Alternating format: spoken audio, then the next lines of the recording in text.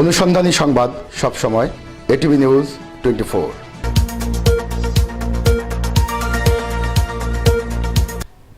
আসসালামু আলাইকুম।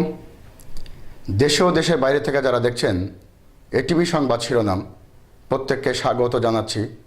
আমি এস.এম. জামান।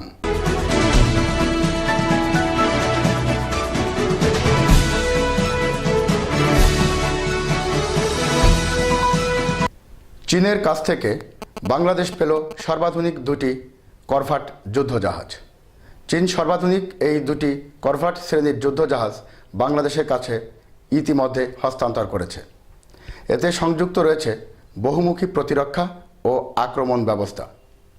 চীনের রাষ্ট্রীয় সংবাদ মাধ্যম শনিবার এ সংক্রান্ত একটি প্রতিবেদন প্রকাশ করেছে।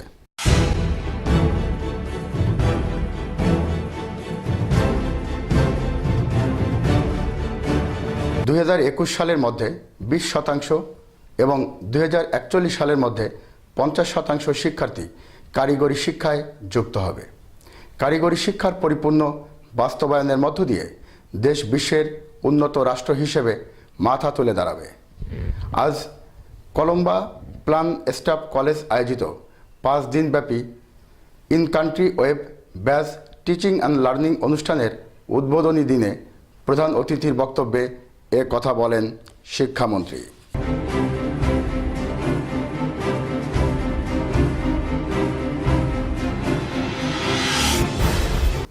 পৌরসভা নির্বাচনে মনোনয়নপত্র প্রত্যাহারের শেষ দিন আজ।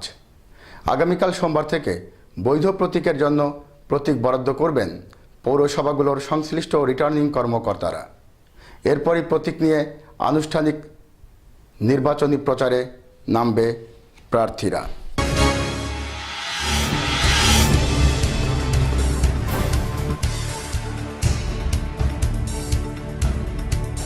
Transparency international Bangladesh TIB trustee বোর্ডের চেয়ারপারসন সুলতানা কামাল বলেছেন, খুন, গুম, অপহরণের শেষটা তখনই হবে যখন রাষ্ট্রীয়ভাবে, নীতিগতভাবে এটার একটা স্বীকৃতি থাকবে। আজ সকালে সাভারের খাগান এলাকায় ব্র্যাক সিডিএমে আয়োজিত মানবাধিকার সম্মেলনের সমাপনী দিনে সুলতানা কামাল সাংবাদিকদের একথা বলেন।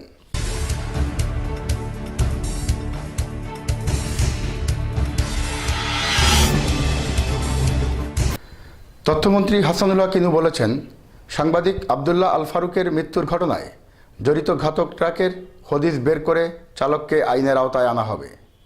আজ দুপুরে জাতীয় প্রেস ক্লাব প্রাঙ্গণে সাংবাদিক আবদুল্লাহ আল ফারুকের জানাজা শেষে উপস্থিত সাংবাদিকদের একথা বলেন তিনি।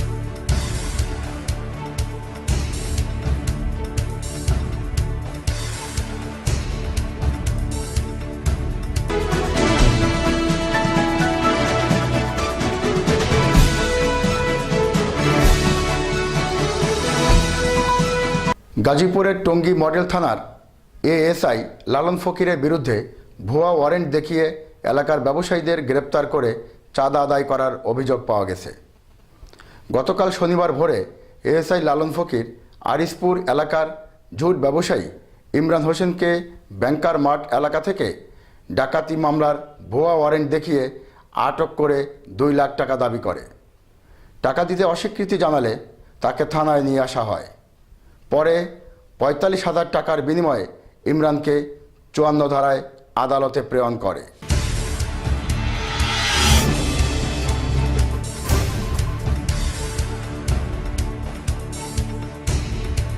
আপনারা দেখছেন এটিভি সংবাদ শিরোনাম। ফিরছি বিরতির পর, থাকছে সংবাদ শিরোনামের বাকি অংশ।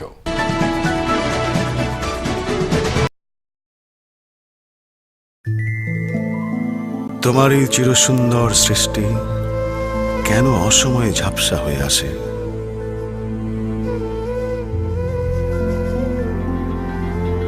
তোমার দেয়া ফুরান ভালোবাসার স্পন্দন হঠাৎ থেমে আসে কেন? তোমার দেখানো সোনালী স্বপ্ন এখনই কেন ভেঙে যেতে চায়? তোমার অসীমের সামনে দাঁড়িয়ে ক্ষুদ্র আমরা খুঁজে পাই একটাই উত্তর,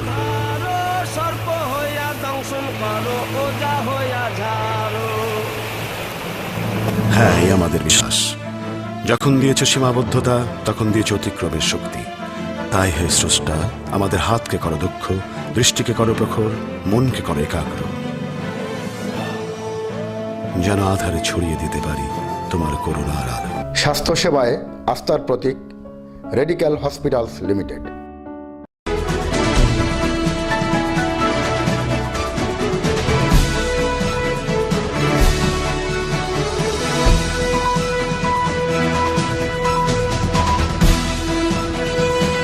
অনুসন্ধানী সংবাদ সবসময় এটিভি নিউজ 24। বিরতির পর আবারও স্বাগত জানাচ্ছি এটিভি সংবাদ শিরোনামে। যশোরের শার্শা সীমান্ত এলাকা থেকে 874টি কচ্ছপ উদ্ধার করেছে বর্ডার গার্ড বাংলাদেশ বিজিবি সদস্যরা। আজ সকাল 11টার দিকে শার্শা উপজেলা পরিষদের পেছনের পরিত্যক্ত গরুর গোয়াল থেকে কচ্ছপগুলো উদ্ধার করা হয়।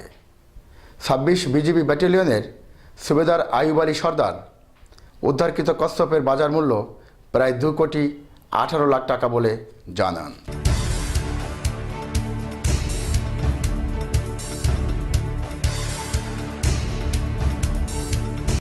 আশুলিয়ার দোসাইদে পোশাক তৈরির কারখানায় ডাকাতির ঘটনায় 6 জনকে আটক করেছে আশুলিয়া থানা পুলিশ।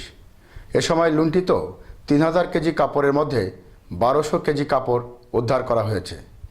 শনিবার সন্ধ্যায় তাদের আটক করা হয়। রিমান্ড আবেদন করে আজ সকালে তাদেরকে আদালতে পাঠানো হয়েছে বলে জানান আশুলিয়া থানার ভারপ্রাপ্ত কর্মকর্তা মহসিনুল কাদির।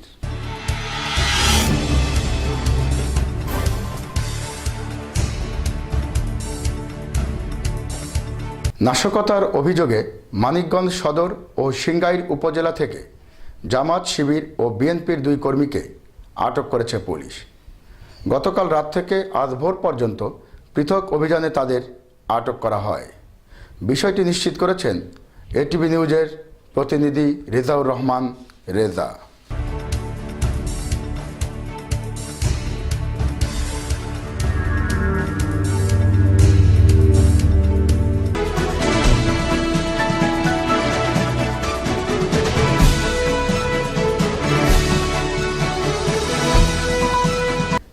সৌদি আরবে নারীদের নির্বাচনে অংশগ্রহণের উপর নিষেধাজ্ঞা তুলে নেবার পর প্রথমবারের মতো একটি পৌরসভা নির্বাচনে অংশ নিয়ে একজন নারী প্রার্থী বিজয় লাভ করেছেন।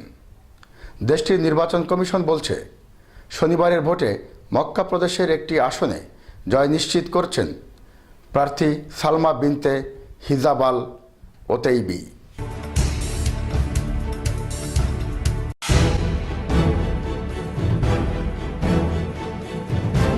আর্জেন্টিনার পশ্চিমাঞ্চলে মার্কিন টেলিভিশন চ্যানেল এমটিভির একটি হেলিকপ্টার বিধ্বস্ত হয়েছে। অন্তত 2 জন নিহত হয়েছেন। এতে এমটিভির ফিল্ম ক্রুরা ছিল। দুর্ঘটনায় হেলিকপ্টারটির চালক ও একজন কারিগর নিহত হওয়ার খবর প্রকাশ করেছে এএফপি।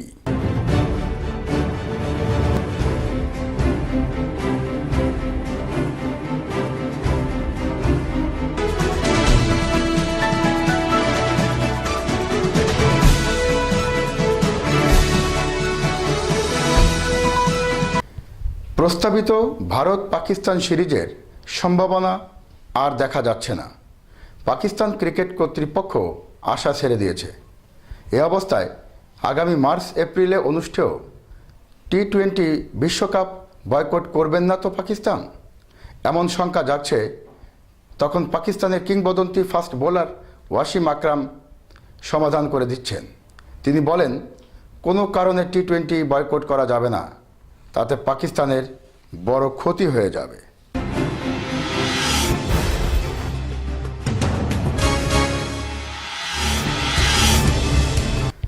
আপনারা দেখছিলেন এটিভি সংবাদ শিরোনাম। বিস্তারিত জানতে ভিজিট করুন atvnews24.com। এতক্ষণ সঙ্গে থাকার জন্য আপনাদের সবাইকে ধন্যবাদ।